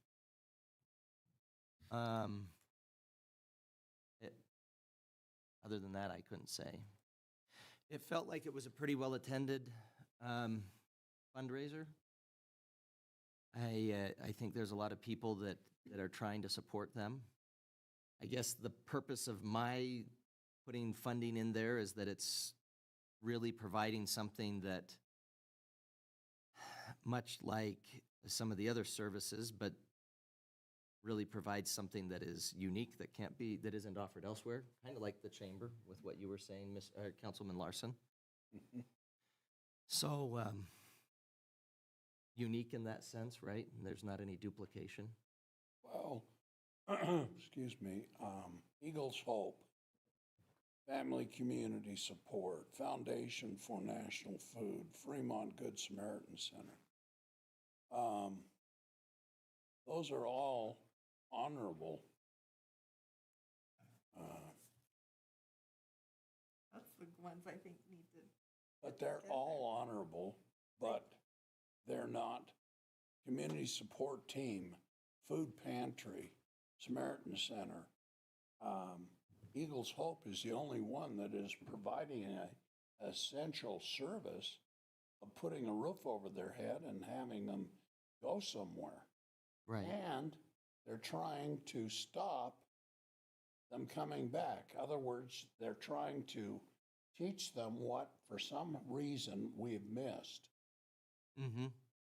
Institutionalization and helping them to be on their own. I mean, as a parent, that's all you want for your children is to be able to take care of themselves. We all put funding for it. Yeah. I think we just need to agree to a number on that. That's a good point. That is something that there was a consensus to fund. I don't know about the food pantry. When you drive by, there's lines of people getting food there, so I don't know. But I don't know if that funding, that food comes from different funding or what, I don't know. What, Nation Food Pantry? That one, that's not the same. That's not the one Different. down on. Mm-mm. Oh, They've been expanding. Foundations for Nations has. They've got a shelter that's out near St. Stephen's. Yep, just on that turnoff. Mm-hmm. And that's good. And I think their mission is an important one. I'm not trying to disparage that for sure. I would encourage, as we think about homelessness, alcoholism, addiction, it's kind of like it's on a spectrum. And you're going to have services that are going to provide different services along that spectrum. So for example, you've got transitions with Eagles Hope. You know, once you're going to treatment, you're getting out and being able to have that service. Now, treatment, there's funding for treatment that is provided by the state. Not that they necessarily give them all the funding they need. So I mean, for example, I think last year, I was the only one that was wanting to fund Volunteers of America. That's an important service. It's there on the spectrum. But there's also other funding for that. There's some of the state funding goes towards treatment, that kind of thing. Transitional living, there's really not state funding for that, I suppose. And I felt like location also, I mean, some of them are, maybe should go towards counties or not inside city limits. I mean, just to break it down and try to make a reason to not fund. I mean, because you see my number, I want to give everybody everything, so. Well, that was my first draft. Yeah. And then I read the budget book, and Yeah. my second draft looked different. And the Wind River Refuge is for women, and so that's Correct. just another variable. I think we just look at Eagles Hope and find a number then. Okay, so are we comfortable with 35? It's close to the Close average. to the average. I would be good with that. Okay, I think that's on par with, if you look at Councilman Bailey and Councilman Borders, it's kind of right in there with them as well. okay. How much are we up? Your Honor, Councilwoman you have 218,000 committed at this point. I'm good with that. You'd be good stopping there? Your Honor, I think we should have the conversation about the chamber as well. I don't disagree with Kyle. They do provide a service. I kind of wish that they were a little further along in their track, but I think that not funding them is going to be detrimental. Oh, I didn't know that was on there. And I feel like we do support them. Well, I get so upset with the heads in beds and the Attorney General in 1944 said this, and I don't care about whether we pay for where it comes from. Oh, you're thinking of Tad. Okay. And I just feel that there is money available for them, and it should come from heads and beds. And if it pays for the director and the stamps, and okay, it's not affecting the city of Riverton. They're doing a service, they're providing a service to the people with heads and beds, okay. And they're providing an entryway into Riverton, increasing jobs. That's all we're trying to do. So you're saying it would make sense if we had more funding for them through TAD? Yeah. I agree. I had not put funding in for the Riverton Chamber on my proposal, but that wasn't because No. I can acknowledge I was likely wrong on that. Because the reality is they need our support. It's kind of like this rush that they had a couple of years ago, defund the police. And it's like, oh, right. When you're having problems and you're wanting to solve problems, the solution is to remove the money. That's not the solution. I like that. We're having fire problems, defund the fire department. That never made sense to me. I'm going to make a really interesting quote tomorrow in the newspaper. Ernie's listening. Ernie won't do that to me. Kyle wants to defund the fire department. I thought the chamber was on that total. I think our average for the chamber is 20,000 unless you want to change you didn't have any, you do 25. I think that 20 would be something I could feel comfortable with. I It's, think I it's could. more than we'd done before because we were at 16 last year. And I think it could represent our support. Well, they were getting more money from TAD. That's different for what it goes towards. Your Honor, just as a point of reference, I did speak with the Lander Chamber today to see what type of support they received directly from the Lander City Council. And they receive a standard $15,000 from the city to support chamber. When you look at the historical for the chamber, at least the most recent years, going back to fiscal year 18, I'll bring this back up again. The city funded 15,000, 12,750, 12,750, 5,000, and that was in 21. In 22, there was no funding, but the chamber also did not request funds from the city that year. Following year, the city provided 30,000, and as you know, last year the city provided 16,000. which was think more part of the- historical. Part of the problem, though, is in prior years, the Wind River Visitor Council and the TAD money was allowed to pay more salaries. Or, more money towards salary for the director and stuff, where it's not allowed for that now as part of, I think, the difference. It's not true.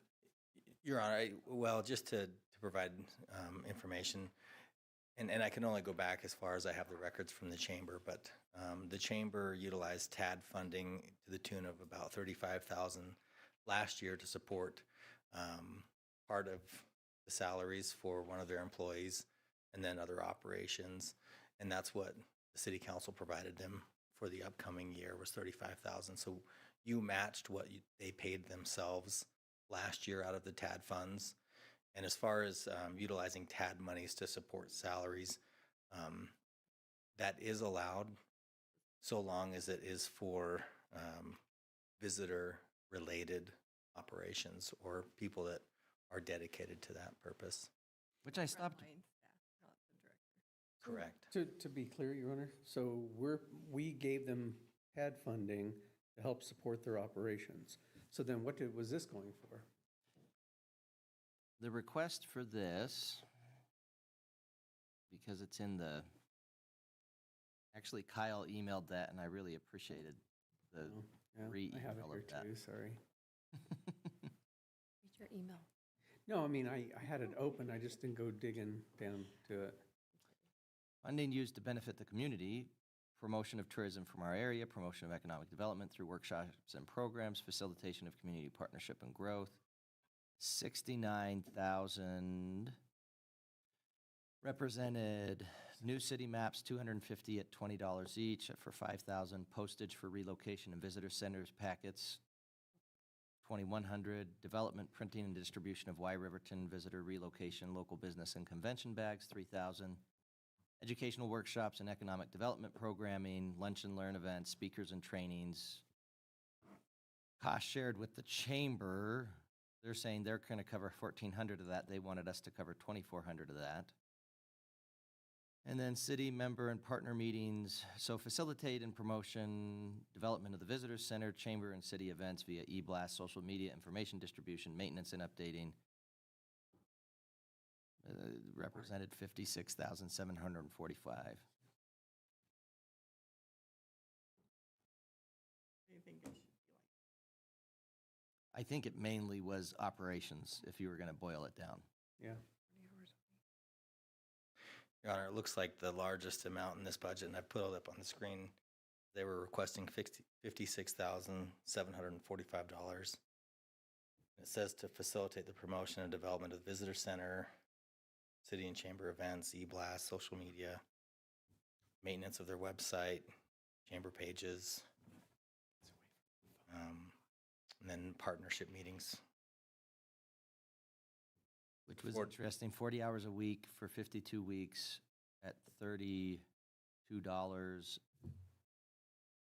Your Honor, how I would interpret that is they're utilizing that 56,000 for a salary. That's kind of how I interpreted it too. Not that I'm saying that that's, Okay, so if you subtracted the 56,000 from the 69, you'd be at about 14, you had 14, which is close to 15, Yeah. which is what Lander is funding their chamber. say instead of 20, we do 15. I agree.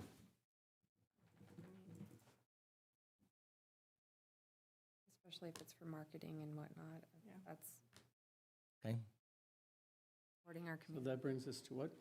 230? 230, Your Honor, that's 233. which is not 175, so that's good. Or not 275? For the the 275. Our numbers are, So maybe just to do a run through. So you have Eagles Hope Transition Center at 35,000, injury prevention at 3,000, MMIP at 3,000, pause at 45,000, our recreation at 127,000, Riverton Chamber at 15,000, and the volunteer firemen at 5,000. Thus far, you have not put funds towards the Cats Museum, Child Development Services, Foundations for Nations, Food Pantry, Juvenile Justice Services, Riverton Help Center, Riverton Lions Club, Riverton Little League, Riverton Swim Club, Special Olympics of Riverton, Volunteers of America, Wind River Refuge, the Wind River Transit Authority, and the Wyoming Citizens Incorporated. One of the ones that I was considering funding was WRTA with this, but my thought was if they needed additional funds, we could get into the EDGE funds. They just got edge funding too, right? No, they did not. They get it as a part of their percentage, Right. but again, trying to kind of, Thing is the safe rides would be nice, well, they have, actually Safe Rides, they have a separate grant for that, yes.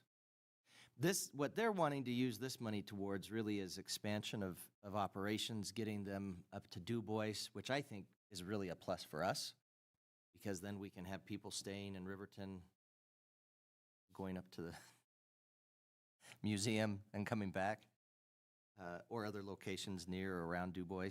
Mostly the museum. Mostly the museum. So that was something that I thought would be appropriate to fund, but kind of in keeping with the idea of if we have recreation organizations, having them go to the rec board, WRTA, if this is really for economic development, maybe there should be a proposal to Edge and we could consider it there. Your Honor, I would suggest that we make it an even two, what were we at, 233? 233. I would put 7,000 towards juvenile justice services. Okay? I know that with everything you said earlier, they are a service provided to our youth in our town. And I've seen them throughout the town, and I think they do a really good job, and it's really important for our community to take care of our youth. Well, and the last thing I would want to do is, because we've had a lot of cases and different things involving our youth, and I think being able to, if nothing else, have that represent support in which kind of like Kyle was saying, budget is prioritizing. If nothing else, showing support for the mission, I think that's a good idea. Redirect. Don't need other services later. So that'll bring us up to 240,000? I could support that. Councilwoman Cox? Yeah. Would you be good with 240? I'm good with Councilman Larson? Okay. I think mine was 38 to start with. I know, I think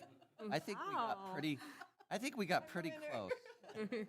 The winner is Councilwoman Salisbury.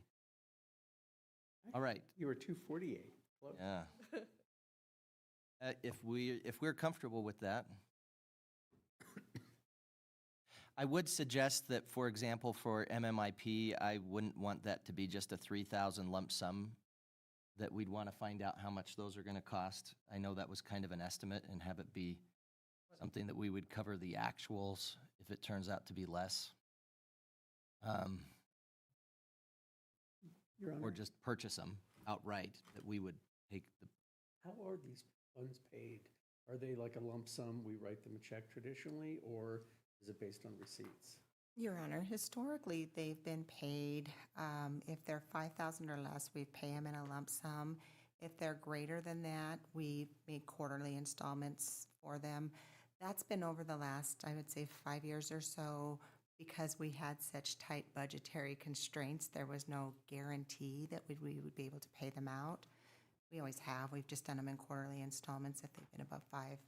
And we're flexible on whatever the call would be on that with you folks also. It's never been contingent upon providing receipts or estimates, but they are required to report back on how they use the money.